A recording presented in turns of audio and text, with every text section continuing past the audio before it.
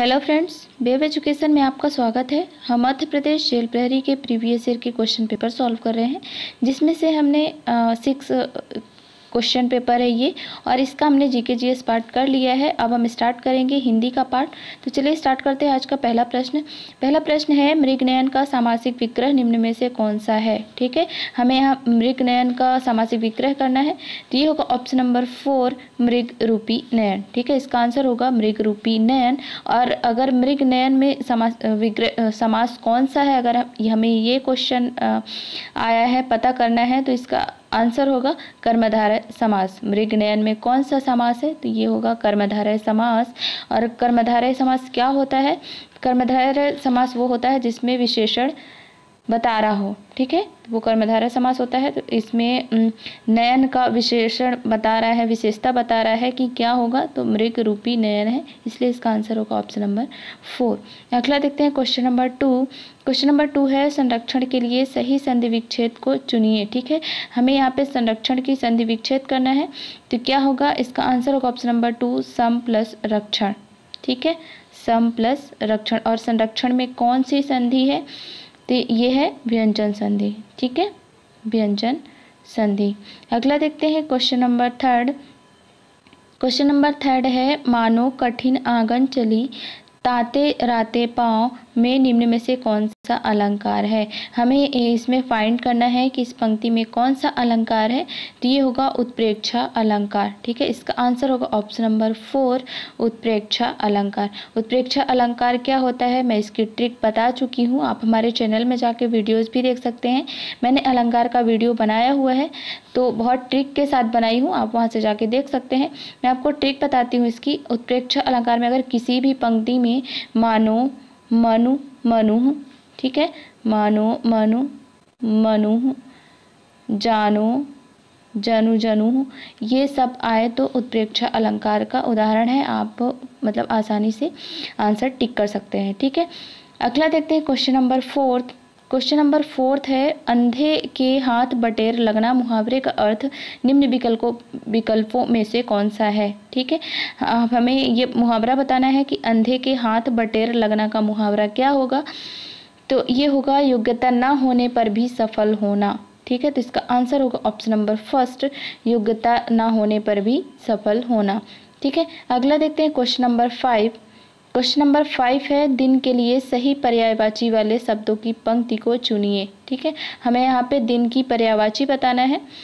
तो वो ऑप्शंस के आधार पर हम देखेंगे कि इसका आंसर क्या होगा। तो ये होगा दिवस, वासर और अहन। ठीक है, इसका आंसर होगा ऑप्शन नंबर 2, दिवस, वासर और अहन। ठीक है, अगला देखते हैं। अगला है क्वेश्चन नंबर 6। क्वेश्चन नंबर 6 है, ओझल का निम्न में से कौन सा सही विलोम शब्द है। ठीक है, हमें ओझल का विलोम शब्द फाइंड करना है कि कौन सा होगा। तो ओझल का विलोम शब्द होगा प्रकट। ठीक है, इसमें जो ऑप्शंस दिए हैं सेम है, बस मात्राओं का इधर उधर किया गया है। तो आप बहुत ही ध्यान से टिक करिएगा आंसर को। तो इसका आंसर होगा ऑप्शन नंबर 3, प्रकट। ठीक है, प्रकट इसका आंसर हो जाएगा, ओझल का विलोम शब्द। अगला देखते हैं क्वेश्चन नंबर 7। क्वेश्चन नंबर 7 है, सु उपसर्ग से बना शब्द निम्न में से कौन सा है। ठीक है, ये सु उपसर्ग फाइंड करना है हमें कि जो ऑप्शंस दिए हुए हैं उसमें सु उपसर्ग किस में लगा हुआ है। तो ये होगा ऑप्शन नंबर 4, सुराज। ठीक है, इसका आंसर होगा ऑप्शन नंबर 4, सुराज। अगला देखते हैं क्वेश्चन नंबर 8।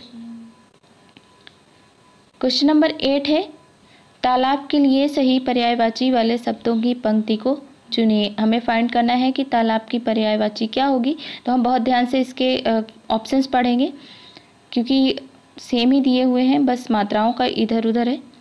इसका आंसर होगा ऑप्शन नंबर 3, सरोवर, ताल, जलाशय। ठीक है, तालाब की जो पर्यायवाची होगी वो होगी सरोवर, ताल, जलाशय। ठीक है, ऑप्शन नंबर 3 इसका आंसर हो जाएगा। अगला देखते हैं क्वेश्चन नंबर 9। क्वेश्चन नंबर 9 है, अति उपसर्ग से बना शब्द निम्न में से कौन सा है। अब इसमें अति उपसर्ग किस में लगा हुआ है, जो ऑप्शंस दिए गए हैं। तो इसमें अब आप कहेंगे कि अति उपसर्ग किसी में भी नहीं है, क्योंकि अगर हम इसका आंसर होगा ऑप्शन नंबर फर्स्ट अत्याचार। अगर हम अत्याचार को संधि विच्छेद करते हैं, उसको तोड़ते हैं, तो ये होगा अति प्लस आचार। ठीक है, अति प्लस आचार। तो इसको तोड़ने के बाद हमें क्या मिल रहा है, ये मिल रहा है अति उपसर्ग। ठीक है, इसलिए इसका आंसर हो जाएगा ऑप्शन नंबर फर्स्ट अत्याचार। अगला देखते हैं क्वेश्चन नंबर 10। क्वेश्चन नंबर 10 है मोक्ष की इच्छा रखने वाला के लिए एक शब्द निम्न में से कौन सा है। ठीक है, तो मोक्ष की इच्छा रखने वाले को अगर हम एक शब्द में कहेंगे तो वो क्या होगा, तो ये होगा ऑप्शन नंबर 4 मुमुक्षु। ठीक है, ऑप्शन नंबर 4 मुमुक्षु। अगला देखते हैं, अगला क्वेश्चन है क्वेश्चन नंबर 11। क्वेश्चन नंबर 11 है पश्चिम से संबंध रखने वाला के लिए एक शब्द निम्न में से कौन सा है। ठीक है, अब हमें बताना है कि पश्चिम से संबंध रखने वाला को एक शब्द में क्या कहते हैं। ठीक है, तो इसका आंसर होगा ऑप्शन नंबर फर्स्ट पाश्चात्य।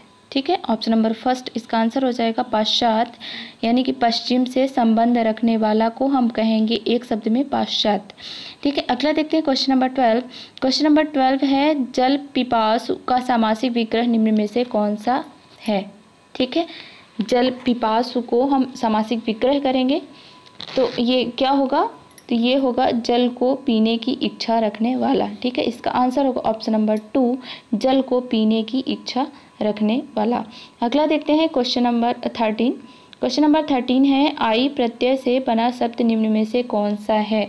अब इसमें हम ऑप्शंस जो दिए हैं उसमें देखेंगे कि आई प्रत्यय किस में लगा हुआ है। ठीक है, तो ये होगा ऑप्शन नंबर 2 पढ़ाई। ठीक है, पढ़ाई में आई प्रत्यय लगा हुआ है, इसलिए इसका आंसर होगा ऑप्शन नंबर 2 पढ़ाई। अगला देखते हैं क्वेश्चन नंबर 14। क्वेश्चन नंबर 14 है संविधान के लिए सही संधि विच्छेद को चुनिए। ठीक है, यहाँ पे संविधान की संधि विच्छेद बताना है हमें, तो संविधान का संधि विच्छेद क्या होगा, ये होगा सम प्लस विधान, यानी कि इसका आंसर होगा ऑप्शन नंबर 4 सम प्लस विधान। अब आपको बताना है कि संविधान में कौन सी संधि है, तो संविधान में व्यंजन संधि है। ठीक है, इसका आंसर होगा व्यंजन संधि।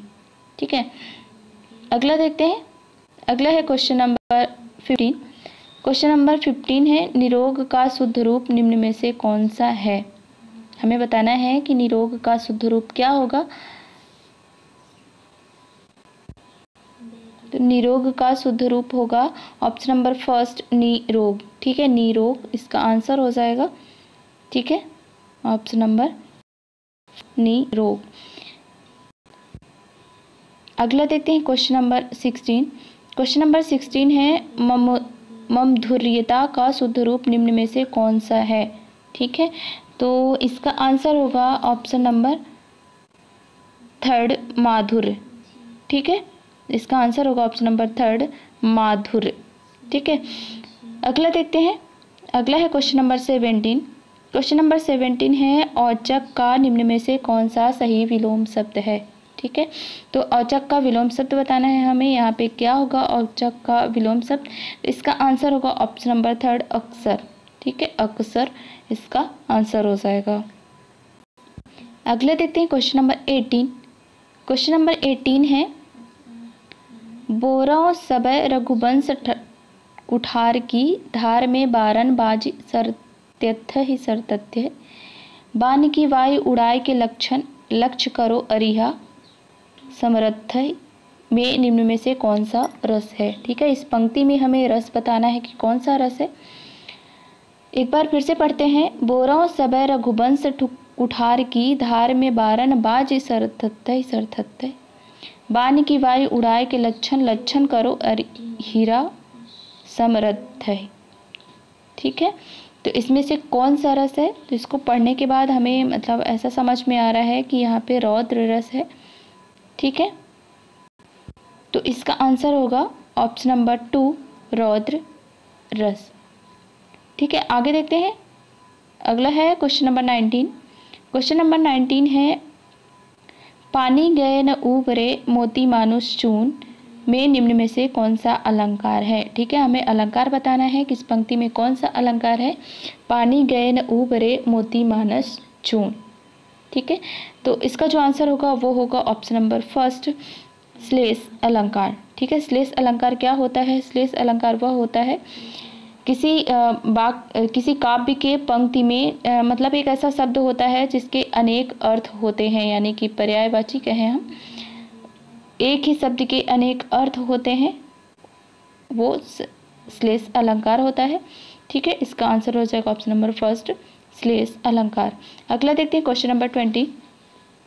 क्वेश्चन नंबर 20 है, और जे टेक धरी मन माही न छाही हव को करो बहुतेरो, धाक यही है युधिष्ठिर की धन धाम तजौ पे बोलन फेरो में निम्न में से कौन सा रस है। ठीक है, इसको पढ़ने के बाद हमें क्या समझ में आ रहा है कि इसमें कौन सा रस है। और जे टेक धरी मन माही न छाही हव को करौ बहुतेरो, धाक यही है युधिष्ठिर की। ठीक है, इसको ध्यान में रखिएगा, युधिष्ठिर की धन धाम तजौ पे बोलन फेरो में निम्न में से कौन सा रस है। ठीक है, तो यहाँ पे इससे हम पता कर लेंगे, अगर आप पूरा नहीं पढ़ रहे हैं फिर भी।